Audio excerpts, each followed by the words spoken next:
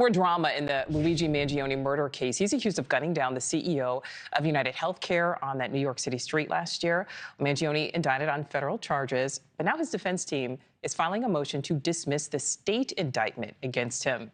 And in a bizarre new twist in his growing celebrity, Luigi the Musical is set to debut in San Francisco next month. And opening night is already sold out. The campy stage parody is sparking headlines and controversy over how this could be produced. Let's get out to NewsNation's Caitlin Becker, who is live for us outside of the jail.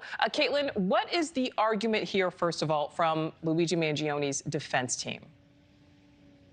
Well, Nichole, the argument here is for double jeopardy, that because Luigi Mangione is being charged for murder both in state court here in New York as well as federal court here at the Southern District of New York, it constitutes double jeopardy. Now, this is an argument that we were expecting maybe to happen a few months ago, because the second I think any of us heard that he was going to be indicted in two places, that was, of course, a question. Now, I want to read you a little bit of how his defense team is wording this in a 57-page document. They say, quote, "By charging Mr. Mangione in both state and federal court, prosecutors are trying to get two bites at the apple to convict Mr. Mangione. Even more troubling is that the two bites the prosecutors are seeking are the death penalty and life imprisonment." So they're kind of arguing here that one single set of facts is being used, actually, and not one, not two, but three cases here, two of which are murder charges in two different courts. Now, Nichole, we have heard the term double jeopardy for probably years now. Everyone knows that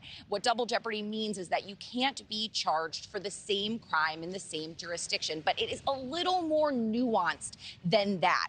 The jurisdiction here is that key word. Now, when I spoke with a prosecutor about this, it was explained to me that both state court and federal court are considered sovereign jurisdictions. So they operate simultaneously, but in separate spheres. So they're not considered the same jurisdiction. And that is why it is unlikely that this is going to get the case dismissed. And it is unlikely that this can be considered double jeopardy, because these two courts are two separate spheres. So they wouldn't constitute two jurisdiction there. So it doesn't seem that this is something that his defense team is going to be able to kind of get down the pike and get dismissed. But they wanted some other things dismissed as well. They wanted the comments made to officers when he was arrested in Altoona, as well as any evidence that was taken from his bag at that time. They want all of that tossed out, in addition to getting, hopefully in their mind, this state case tossed out. But like I said, Nichole, it does seem very unlikely that that would happen.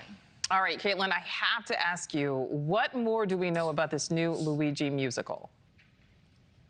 Well, you said that first night was sold out, but I am here to tell you that all 5 performances are, in fact, sold out. It premieres Friday the 13th in June at a theater in San Francisco. An actor by the name of Johnny Stein is going to play Luigi Mangione, and it's a parody of the crime, basically, which, when you're really taking a minute to think about it, you have to remember someone did, in fact, die in this crime. He's charged with a capital murder offense, and they're taking this parody and saying that it's going to be laugh out loud and also quite poignant at times.